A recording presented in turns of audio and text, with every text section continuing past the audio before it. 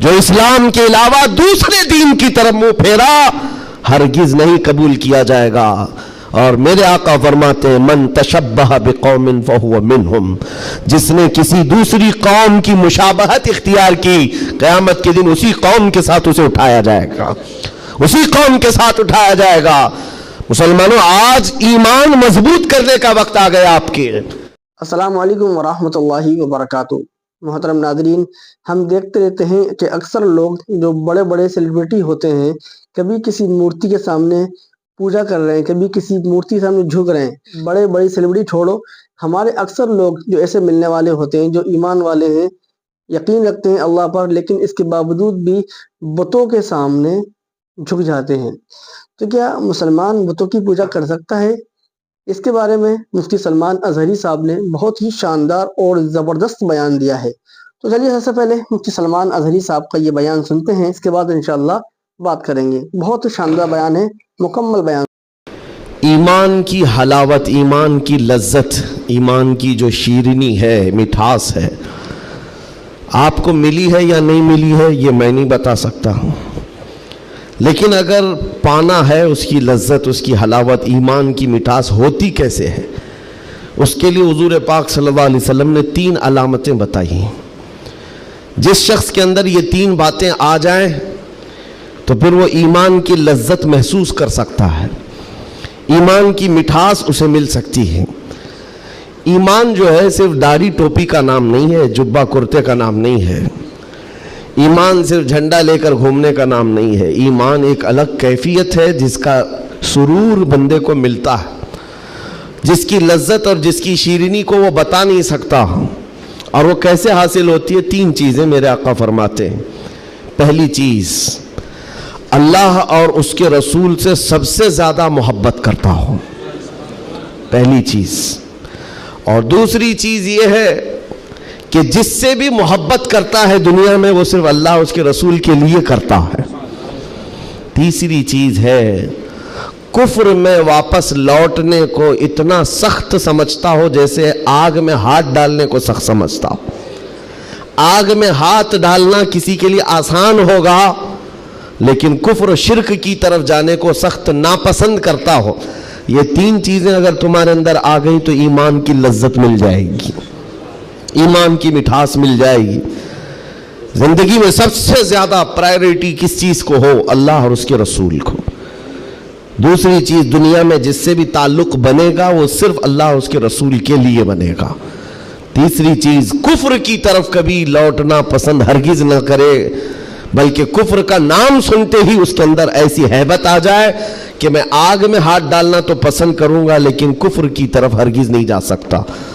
یہ 3 چیزیں تمہارے اندر ہیں یا نہیں، آپ آبزرو کر لیں، خود آپ اس کا احتساب کر لیں کبھی بیٹھ کر کے کہ میں زندگی میں سب سے زیادہ کس سے محبت کرتا ہوں۔ اگر اللہ اس کے رسول سے سب سے زیادہ محبت کرتے ہو تو اس کا مطلب ہے کہ پہلی چیز تمہارے اندر آ گئی ہے۔ اور اپنے تعلقات کو دیکھ لو، جس سے بھی آپ کے تعلقات ہیں وہ اللہ اس کے رسول کی رضا کے لیے ہے تو دوسری چیز بھی تمہارے اندر ہے۔ اور تیسری چیز بہت امپورٹنٹ ہے جو اس زمانے کے لیے ہے، کفر کی طرف لوٹنا اتنا ناپسند کرتا ہو جتنا آگ میں جانا بھی ناپسند نہ کرتا ہو۔ یعنی آگ میں جانا جتنا اس کے لیے ناپسند ہے اس سے زیادہ کفر میں جانے کو ناپسند کرتا ہو۔ یہ چیز اگر آپ کے اندر ہے تو میرے عزیزو ایمان کی لذت مل جائے گی، ایمان کی مٹھاس مل جائے گی۔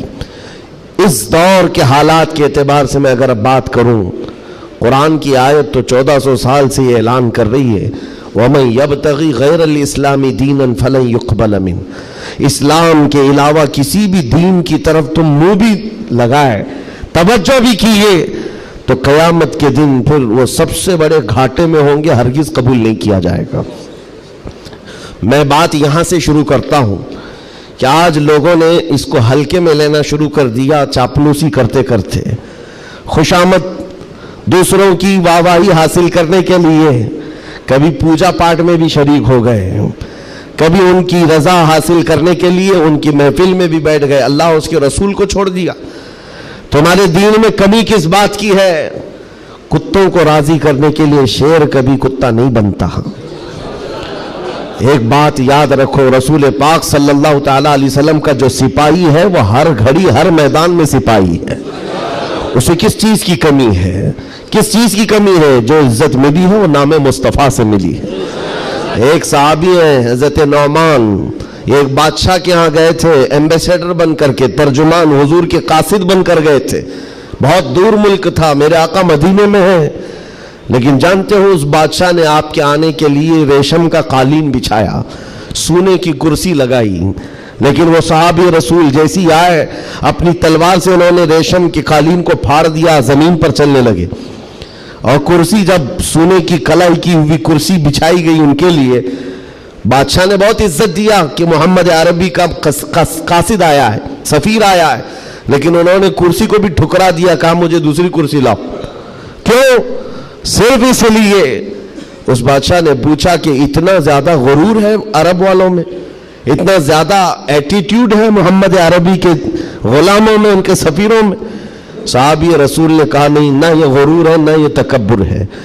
میرے آقا صلی اللہ تعالیٰ علیہ وسلم نے فرمایا ریشم کا استعمال مرد کے لیے حرام ہے، سونے کا استعمال مرد کے لیے حرام ہے.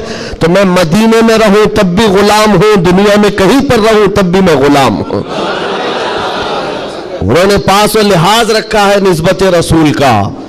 تو پھر وقت کے بادشاہوں کو بھی انہوں نے جھکنے پر مجبور کیا ہے. کس چیز کی کمی ہے مسلمانوں تمہارے پاس؟ کون سی دولت کی کمی ہے؟ سب سے بڑی دولت تو تمہارے پاس یہ ہے. آج تک ایک بہت بڑی بات میں بتاؤں آپ کو، یہ آپ کی مسجد کے امام ہیں، محبت چاہے جتنی بھی کرتے ہوں آپ ان سے، عقیدت جتنی بھی کرتے ہوں، ایک دن ان سے کہہ دینا مولانا عبد الکریم اپنے باپ کا نام لے کر لوگوں کو رکوع میں جھکا کے دکھائے. لوگوں کو اللہ اکبر کہنے کی بجائے اپنے باپ کا نام یا بادشاہ کا نام لے کر سجدے میں جھکا کر کے دکھائے. کوئی جھک سکتا ہے؟ ارے بادشاہ وقت بھی یہاں آ کر کھڑا ہو جائے اور کہے میرے نام سے جھک جاؤ، مجال ہے کوئی ایک بھی پیشانی جھکے گی؟ نہیں جھکے گی. ہاں اگر ایک کمزور کسان کا بچہ بھی حافظ قرآن ہو اور آ کر مصلی پر صرف اللہ کا نام لے، سب کی پیشانیاں جھکتی. یہ خاصہ ہے اس قوم کا کہ اس قوم کو اگر جھکایا جا سکتا ہے تو صرف اللہ کے نام پر، باقی کسی کے نام پر یہ پیشانی نہیں جھکتی ہے. اور آپ کو پتا ہے آج کے دور کا یہ بھارت تو چھوٹا ہے، اکھنڈ بھارت جس پر اکبر بادشاہ راج کرتا تھا، جس میں افغانستان تک کی سیمائیں آتی تھی، اس دور میں ڈکٹیٹر رول ہے، کوئی الیکشن والا بادشاہ نہیں ہے. 40 سال تک بیٹھا ہوا بادشاہ جب نیا دین لے کر کے آیا، اور اس کا نام بھی اکبر تھا، نمازیں بھی اس نے اس طرح بنائی کہ بادشاہ کے نام پر رکوع ہوگا، سجدہ ہوگا. میرے عزیزو، ایسا تمکنت اور ایسے جلال والا بادشاہ، لاکھوں کی فوج ہے اس کے پاس، بڑے بڑے راجے مہاراجے آنکھ نہیں ملا سکتے تھے، لیکن جب اس نے یہ کہا کہ عبادت میں بادشاہ کے نام پر جھکنا ہوگا، صرف 25 سال کی عمر کا مجدد الف ثانی کھڑا ہو گیا، کہا نہیں یہ پیشانی جھکے گی تو صرف اللہ کے نام پر. حد ہو گئی میرے عزیزو. بادشاہ وقت جس کے پاس سارا جبر طاقت ہے نہیں جھکا سکا. اور جھکانے کے لیے اس نے ایک بار کیا کیا، دربار میں اتنا چھوٹا سا دروازہ بنایا کہ آنے والا جھک کر کے ہی آئے، جو بھی دربار میں آئے وہ جھک کر، سیدھا آ نہیں سکتا تھا، اتنی چوکھٹ چھوٹی بنا دی. مجدد صاحب رحمت اللہ تعالیٰ علیہ کو بلایا گیا تھا دربار میں کہ یوں تو یہ جھکتا نہیں، لیکن دربار میں آنا ہے تو کیسے آئے گا.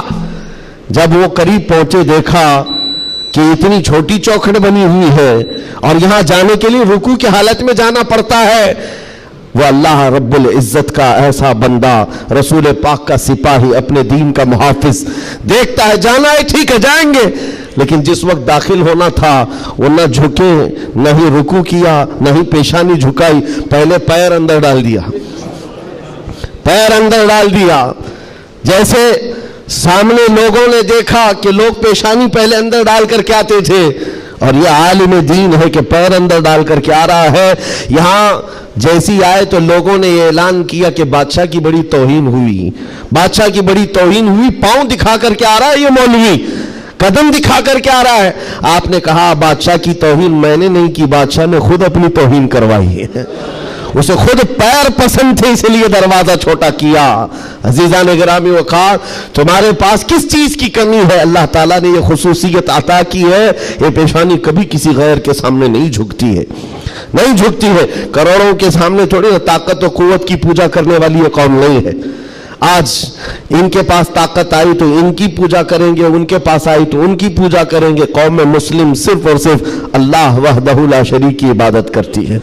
हम रसूल पाक से बेपनाह मोहब्बत करते हैं लेकिन इबादत नहीं करते रसूल की भी। हुजूर पाक सल्लल्लाहु अलैहि वसल्लम के दरबार में भी इबादत नहीं करते, ताजीम है, इबादत सिर्फ अल्लाह की करते हैं। यह खासा कम है, इसी बात से तो पूरी दुनिया को कुड़न है और जलन है कि ये दुनिया में एक वाहिद कौम ऐसी है। मुझे बताओ, उन सब को झुकने के लिए मूर्तियां देखना पड़ता है।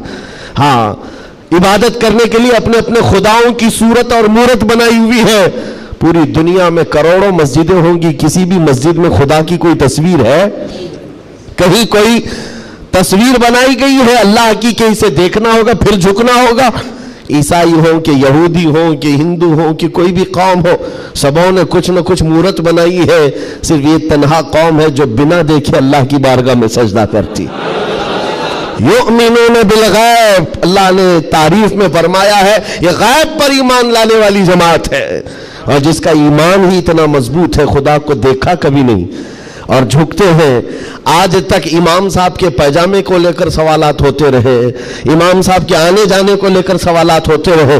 कोई एक बंदा भी मुझे बताओ आकर इमाम साहब से कहता है हर दिन आप झुकाते हैं, कभी अल्लाह को दिखाते क्यों नहीं? कोई नहीं पूछता। हर एक को पता है हमारा ईमान ही है गैब पर ईमान लाने वाली कौम। अज़ीज़ान गिरामी वक़ार, अब मैं आगे बात करता हूं।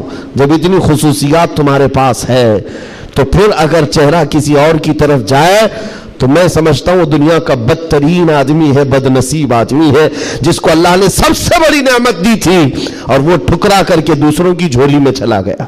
इसीलिए कुरान कहता है वमन यब्तगी गैरल इस्लामी दीनन फलन युक़बल मिन, जो इस्लाम के अलावा किसी दूसरे दीन की तरफ फिर गया क़यामत के दिन हरगिज उसे कबूल नहीं किया जाएगा।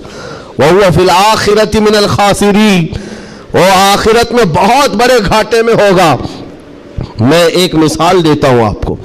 एक जो घटना घटी है, एक हादसा, मक्का मुकर्रमा का एक हादसा जो लिखा हुआ है किताबों में। कब्रिस्तान में एक वहां पर जब किसी का इंतकाल हुआ, एक साहब है, वो हाजी हैं, वो कहते हैं कि जब कब्रिस्तान में हम गए तो दफन करने के लिए कब्र में कब्रिस्तान की सारी चीजें भरी हुई थी, तो लोगों ने एक कब्र बताई। एक हाजी साहब का इंतकाल हुआ था, कहा कि इनको इसी कब्र में दफन करना है। लोगों ने कहा यहाँ एक आलिम दीन की कब्र है। अब मक्का मुकर्रमा के कब्र ऐसे हैं कि 6 महीने साल भर के बाद खुल जाते हैं, और मुंबई वालों को समझाने के लिए आसान भी है कि यहाँ पे भी खोल दी जाती, जगह की किल्लत है। तो जब दफन करने के लिए उस आलिम दीन की कब्र खोली गई तो वहां वो आलिम दीन नहीं है, वो एक जवान लड़की सोई हुई है, एक नौजवान लड़की है। तो जो जनाजे में आए हुए थे उनमें एक हाजी ने कहा मैं तो इस लड़की को पहचानता हूं, ये अरब की नहीं, ये मक्का की नहीं, ये फ्रांस की रहने वाली और क्रिश्चियन लड़की है, ये ईसाई लड़की है। कहा ये कैसे हो सकता है, नामुमकिन है। घर सारे लोगों को जो खबर थी वो एक अच्छे आलिम दीन की खबर थी, यहां एक दूसरी लड़की कैसे दफन है। तो ये हंगामा हुआ, बात फैल गई। उसके बाद तहकीक करने लगे, जो उलमा तक बात गई तो उलमा ने कहा कि अगर ये जो बंदा कह रहा है कि ये फ्रांस की रहने वाली, यूरोप की रहने वाली लड़की यहां पर है, तो मालूम करते हैं कि वहां हकीकत में ये लड़की, इसकी शक्ल। तो कुछ लोग एक वफद की शक्ल में यूरोप गए उस हाजी साहब के साथ, जिन्होंने ये पता बताया था ये लड़की को मैं जानता हूं। जा करके उसके घर मालूम किया कि क्या तुम्हारे घर में फलां फलां शक्ल की ये लड़की थी? कहा हाँ, इंतकाल हुआ था, चंद ही महीने हुए इंतकाल हुआ है। कहा क्या किया तुमने? कहा हम ईसाई रस्म और रिवाज के एतबार से अपने कब्रिस्तान में दफन किया है, हम क्रिश्चियन हैं, ईसाई रस्म और रिवाज से हमने दफन किया। तो जो गया था वफ्द, उसने पूछा कि कुछ उसकी अजीब चीजें थी? तो लोगों ने कहा कि हाँ एक चीज थी, हमें अंदाजा हो गया था कि वो इस्लाम ला चुकी थी, ہم نے اس کو مارا توڑا بہت کچھ کیا ہے. تو پھر یہ بات خبر پھیلی اس لڑکی کے اسلام لانے کی, تو مقامی علماء کو پوچھا گیا. ایک عالم دین نے کہا ہاں وہ لڑکی دل و جان سے اسلام کو قبول کرتی تھی اور پیارے حبیب صلی اللہ علیہ وسلم سے بے پناہ محبت کرتی تھی, اور گھر والوں کے ظلم و ستم کو سہ نہ سکی, جان دے گئی اور مر گئی. لیکن ہم مجبور تھے, گھر والوں سے ہم کچھ نہیں کر سکتے تھے. لیکن اس لڑکی نے ایک مرتبہ کہا تھا کہ میرے مرنے کے بعد میرے آخری رسم و رواج اسلام کے مطابق ہوں. ہم نہیں کر سکے کیونکہ خفیہ طور پر وہ مسلمان تھی, ہم ایکشن نہیں لے سکتے تھے. اور ہمیں اس بات کا افسوس ہے کہ اسے عیسائی قبرستان میں دفن کر دیا گیا. سنو حیرت کی بات ہے, لوگ ایک بہت عجیب اچھمبے میں پڑتے جا رہے ہیں, نئی نئی باتیں کھلتی جا رہی. تو اس کے بعد یہ فیصلہ ہوا کہ آئے ہوئے وفد نے اور گھر والوں کو اطلاع دے کر کے کہ ہم چلتے ہیں جس قبرستان میں آپ نے اپنی بیٹی کو دفن کیا ہے, ہم جا کر کے دیکھنا چاہتے ہیں وہاں. ہاں, تو عیسائی قبرستان میں بڑی مشکل سے انہوں نے کہا کہ ٹھیک ہے. قبر کھولی گئی تو وہاں وہ عالم دین سویا ہوا جس کو مکہ میں دفن کیا گیا تھا. اب حیرت کی انتہا اور ہو گئی, اس کا اس عیسائی قبرستان میں کیا لینا دینا, یہ آیا کیسے, یہاں پہنچا کیسے. میرے عزیزو, یہ بات اگر لکھی ہوئی نہ ہوتی تو میں کبھی نہیں کہتا. اور جب اور حیرت بڑھ گئی, وہ وفد علماء کا واپس آیا, کہا کہ اس راز کو ہم معلوم کرتے ہیں اس عالم کے گھر سے ہی. ایک بات تو سمجھ میں آ گئی کہ لڑکی مسلمان ہو گئی تھی اور اسلام سے بے پناہ محبت تھی, اللہ کا کرم ہوا. ہو سکتا ہے اسے کفرستان سے نکال کر مولا تعالیٰ ایمان والوں کے بیچ میں, اولیاء اور صحابہ کے بیچ میں دفن کر دیا ہو, فرشتوں نے اس کو منتقل کر دیا. یہ ممکن ہے, یہ ممکن ہے. لیکن اس کے ساتھ کیا ہوا ہے, یہ مسلمانوں کے قبرستان سے کرسچن اور عیسائیوں میں کیسے آ گیا. گئے واپس جانے کے بعد بہت قابل توجہ بات کر رہا ہوں, اور اس زمانے کی بہت ہی امپورٹنٹ چیز آپ کو میں بتا رہا ہوں, دل دہلا دینے والی چیز ہے. واپس آنے کے بعد اس عالم کے گھر گئے لوگ, اس کی بیوی موجود تھی جو بیوہ تھی. جا کر پوچھا کہ تیرے شوہر کے بارے میں ہمیں کچھ معلومات حاصل کرنی ہے. اس نے کہا بتائیے کیا ہے. کہا کہ کیسا تھا وہ. کہا اس کے اخلاق بہت اچھے تھے, اور نمازوں کی, کہا ایک نماز بھی قضا نہیں کرتا تھا, پابند تھا, لین دین میں سب چیزوں میں اچھا تھا. پھر بچا کیا, بیوی ساری چیزیں اچھی بتا رہی, مسلمان ہے. بیوی نے گھبرا کر پوچھا آخر اس کے بارے میں اتنی تحقیق کیوں کر رہے ہیں, آپ بتا سکیں. تو علماء نے کہا کہ بتانے کے لائق نہیں ہے, لیکن سن لو, تمہارا شوہر مکہ کے قبرستان میں نہیں ہے, عیسائیوں کے قبرستان میں ملا. اس کی قبر میں وہ موجود نہیں. وہ دھاڑے مار کر رونے لگی کہ ہائے کیا ہو گیا میرے شوہر کے ساتھ, وہ عیسائیوں کے قبرستان میں کیسے پہنچ گیا. اور جب اس کا غم میں کچھ افاقہ ہوا تو خاتون کہتی ایک بات ہے جو بات مجھے آج کہنا ہے, توجہ. عورت کہتی ایک بات ہے, میرا شوہر سب اچھا تھا, لیکن کیا ہے جانتے ہو, جب ہم لوگ رات کو سوتے یا جمع کرتے, غسل واجب ہوتا, تو ہر بار میرا شوہر ایک بات کہتا کہ عیسائیوں کے مذہب میں کتنا اچھا ہے کہ غسل واجب نہیں ہوتا. یہ ہمارے اسلام میں ہے کہ بار بار نہانا پڑتا ہے, عیسائیوں کے مذہب میں جو ہے جمع کرنے کے بعد غسل واجب نہیں ہوتا, کتنا اچھا ہے. یہ بات وہ کہتا تھا, تب میں اس کو ٹوکتی تھی کہ دین اسلام کے علاوہ کسی دوسرے مذہب کے متعلق مت کہا کرو. بار بار وہ یہ کہتا تھا, شاید یہ وجہ ہے کہ موت کے بعد اسے وہیں پہنچا دیا گیا جہاں کی وہ بات کرتا تھا. وَمَن يَبْتَغِ غَيْرَ الْإِسْلَامِ دِينًا فَلَن يُقْبَلَ مِنْهُ, قرآن کہتا ہے جو اسلام کے علاوہ دوسرے دین کی طرف منہ پھیرا ہرگز نہیں قبول کیا جائے گا. اور میرے آقا فرماتے ہیں من تشبہ بقوم فہو منہم, جس نے کسی دوسری قوم کی مشابہت اختیار کی, قیامت کے دن اسی قوم کے ساتھ اسے اٹھایا جائے گا, اسی قوم کے ساتھ اٹھایا جائے گا. مسلمانوں, آج ایمان مضبوط کرنے کا وقت آ گیا آپ کے. ہواؤں کو دیکھ کر, طوفانوں کو دیکھ کر آپ اپنے دین میں ذرا بھی لچک نہ لانا. کلمہ طیبہ پر اگر حملے ہونے لگے تو کیا تم اپنا کلمہ بدل لو گے؟ اذان سے اگر کسی کو نفرت ہونے لگی تو کیا اذان کے کلمے بدل لو گے؟ یہ دنیا اگر تم بدلنے لگ گئے تو اتنا بدلے گی کہ انسان کی بجائے کتا بنا کر رکھ دے، تب بھی وہ راضی نہیں ہوں گے، تب بھی وہ راضی نہیں ہوں گے۔ ہم نے دیکھا ہے ان لوگوں کو جو آج بھی دھوتیاں اٹھا کر کے چلتے ہیں، جوتیاں اٹھا کر کے چلتے ہیں، ان کی حیثیت کیا ہے؟ آج کفار و مشرکین کے قدموں میں بیٹھ کر کے وہ سوچتے تھے کہ سکتہ مل جائے، تختہ مل جائے، ملا کچھ نہیں، استعمال ہوتے رہے، ذلیل اتنے ہوئے کہ نہ اپنی قوم کے رہے نہ اس قوم کے رہے۔ کاش ایک بار میرے مصطفیٰ کا وفادار بن کر دیکھتا، ایک بار بن کر کے دیکھتا، پھر عزتیں کیا ہیں؟ اللہ اکبر، جب تک بکے نہ تھے تو کوئی پوچھتا نہ تھا، یا رسول اللہ تم نے خرید کر ہمیں انمول کر دیا ہے۔ حضور کے قدموں میں جو عزت ہے وہ کہیں نہیں مل سکتی۔ تخت کے لیے، سکتے کے لیے جو لوگ اپنا مشن بھول گئے، اپنا دین بھول گئے، اپنا ضمیر بیچ لیے، میرے عزیزوں بہت بڑے گھاٹے میں ہیں، بہت بڑے گھاٹے میں ہیں۔ زندگی میں ایک بات یاد رکھو، اسی لیے میں نے اسی حدیث سے یہ بات شروع کی۔ اللہ کے نبی فرماتے ہیں کفر کی طرف پلٹنے کو اتنا ناپسند کرتا ہو جتنا آگ میں ہاتھ ڈالنے کو ناپسند کرتا ہو، آگ میں ہاتھ ڈالنے کو ناپسند کرتا ہو، اتنا سخت و ناپسند کرتا ہو، تب جا کر کے اس کو ایمان کی لذت ملے گی، ایمان کی حلاوت ملے گی۔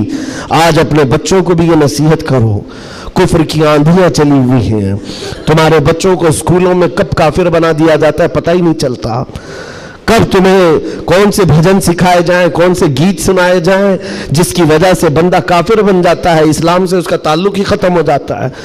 اپنے بچوں کو اس بات کی تو تلقین کر کے جاؤ، بیٹا ہر چیز قربان کی جا سکتی ہے لیکن ایمان کا سودا نہیں ہوتا، ایمان کا سودا نہیں ہوتا۔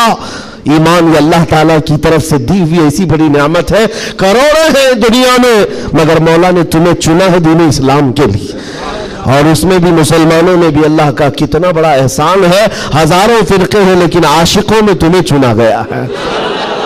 ہاں، حضور کی محبت کرنے والے سپاہیوں میں تمہارا نام آتا ہے۔ اپنے تو اپنے غیر بھی آج کہتے ہیں کہ سب سے زیادہ اپنے نبی کو پکارنے والی کوئی قوم ہے تو اہل سنت و جماعت ہے۔ ہاں کیوں نہیں ہے؟ کہاں سے یہ نعرے لگتے ہیں لبیک یا رسول اللہ؟ وہ گوفے سے نہیں نکلتے اور وہ چندہ خور مولویوں سے نہیں نکلتے جو انگریزوں کے پالے ہوئے ہیں، یہ نعرے لگتے ہیں تو بریلی کے تاجدار کے قدموں سے ہیں۔ جو وابستہ ہے عاشقوں کی جماعت ہے وہی سے۔ دنیا کو یہ اچھی طرح سے معلوم ہے اپنے نبی سے سب سے زیادہ وابستہ کوئی قوم ہے اس روئے زمین پر تو اہل سنت و جماعت ہے، اہل سنت و جماعت ہے۔ اس چیز کا سودا کبھی ہونے مت دینا ہے میرے عزیزو، اس چیز کا سودا ہونے مت دینا۔ لوگ یہ کہتے ہیں سیکولر بن کر کے جینا چاہیے، یہ بھی اچھا وہ بھی اچھا، میں کہتا ہوں وہ تو منافق ہے۔ پھر سیکولر کا مطلب منافق ہے، دل میں کچھ اور رکھتا ہے سامنے کچھ اور دکھاتا ہے۔ اسلام میں یہ سیکولرزم نہیں ہے، اسلام یہ کہتا ہے لا اعبد ما تعبدون، میں اس کی عبادت نہیں کرتا جس کی تم کرتے ہو۔ جانتے ہو میرے آقا صلی اللہ تعالیٰ علیہ وسلم نے 2 ٹوک جملوں میں کہا تھا، ایسا نہیں ہے کہ مصلحت میرے آقا سے زیادہ کون جانتا ہے۔ آج لوگ یہ کہتے ہیں کہ سب حالات بنائے رکھنے کے لیے ہمیں کرنا پڑتا ہے، حالات بنائے رکھنے کے لیے تمہیں کرنا پڑتا ہے۔ یہ کیسی بات ہوئی؟ یہ وہ لوگ ہیں جو حالات بنائے رکھنے کے لیے اپنی ماں اور بہنوں کی عزت بھی داؤ پر لگا دیں گے۔ جب درندہ کوئی ڈاکو اس کو خوش کرنا ہو تو کیا تم اپنی عورتوں کا سودا کر سکتے ہو؟ غیرت مر گئی ہوگی ایسے بندے کی۔ حضور پاک کے پاس مشرکین آئے، یہ آپ کو میں بتا دیتا ہوں، قل یا ایھا الکافرون لا اعبد ما تعبدون، یہ سورہ پڑھتے ہیں کہ نہیں پڑھتے نماز میں؟ کب نازل ہوئی تھی آپ کو بتا دوں، یہ سورہ کب نازل ہوئی؟ حضور پاک صلی اللہ علیہ وسلم کے پاس مشرکین مکہ آئے اور کہا اے محمد صلی اللہ علیہ وسلم ایک کام کریں، آپ ہمارے خداؤں کو برا بھلا مت کہیے، ہم آپ کے دین میں آ جائیں گے، اسلام پر ہم بھی تھوڑا تھوڑا عمل کریں گے، لیکن جن کی ہم پوجا کرتے ہیں نا، عبادت کرتے ہیں، ان کو کچھ مت کہیے۔ حضور پاک نے فرمایا جو شرک ہے میں اس کو شرک کہوں گا، اللہ کے سوا کوئی دوسرے کی عبادت ہے ہی نہیں، اور اس بات کا میں اعلان کروں گا حضور آئے ہی ہیں شرک کو ختم کرنے۔ حضور نے فرمایا یہ نہیں ہو سکتا، تو پھر آپشن دوسرا مشرکین کی طرف سے کہا ایک کام کرتے ہیں, 1 سال آپ ہمارے خداؤں کی عبادت کریں, 1 سال ہم آپ کے خدا کی عبادت کریں گے, ہاں آدھا آدھا کریں گے. آج بہت سارے لوگ اگر یہ کرنے کی کوشش کر رہے ہو تو سن لیں, آدھا آدھا کریں گے, ہم بھی آپ کے یہاں جائیں گے, آپ بھی ہمارے یہاں آئیں گے. حضور پاک صلی اللہ تعالی علیہ وسلم نے فرمایا ہرگز نہیں ہو سکتا, تم چاند اور سورج میرے ہاتھ میں لا کر رکھ دو, میں اس کی عبادت نہیں کرتا جس کی تم کرتے ہو, میں پالنہار حقیقی کی عبادت کرتا ہوں. آخری آپشن جانتے ہو کیا کیا تھا, کیا دیا تھا انہوں نے؟ مشرکین نے کہا چلو محمد صلی اللہ علیہ وسلم آپ یہ بھی نہیں مانتے وہ بھی نہیں مانتے تو کم سے کم اتنا کرو کہ صرف اور صرف ہمارے خداؤں پر ایک بار ہاتھ رکھ دو, بس چھو کر کے چلے جاؤ. نبی پاک صلی اللہ علیہ وسلم سے صرف اتنا تقاضا تھا ان کا کہ آپ ہاتھ لگا کر چلے جائیں. یہاں تو سر جھکانے والے بھی موجود ہیں, ہاتھ لگا کر چلے جائیں. نبی پاک صلی اللہ علیہ وسلم جلال میں کہا ہاتھ لگانے کی بات, بلکہ میں تو نظر بھی اٹھا کر نہ دیکھوں, نظر بھی اٹھا کر نہ دیکھوں. تب اللہ تعالیٰ نے پوری سورہ نازل فرمائی, قل یا ایھا الکافرون لا اعبد ما تعبدون, اے محبوب آپ فرما دیں اے کافروں میں اس کی عبادت نہیں کرتا جس کی تم عبادت کرتے ہو. یہ 2 ٹوک جملوں میں کہا گیا ہے. اور حالات ایسے بھی ہوئے میرے عزیزوں, چمتکار کو لوگ آج کہتے ہیں نا, جو بھی چمتکار ہوگا اس کی پوجا ہوتی ہے, عجیب و غریب چیز دکھے تو لوگ اس کو ایک افواہ کے شکل میں ایسا بناتے ہیں جیسے اس کا عقیدہ بن جائے. حضور پاک صلی اللہ تعالی علیہ وسلم کے زمانے میں صحابہ کو رجھانے کے لیے کیا کیا نہیں کیا گیا مکہ مکرمہ میں. یہ حالات آئیں گے, اس لیے مجھے یہ گفتگو کرنی پڑ رہی ہے تاکہ تم اپنے ایمان پر مضبوط رہو. ایمان نہیں تو کچھ بھی نہیں ہے. تمہارے دوسرے گناہ تو معاف کر دیے جائیں گے, کفر و شرک ہرگز نہیں معاف ہوتا. ان اللہ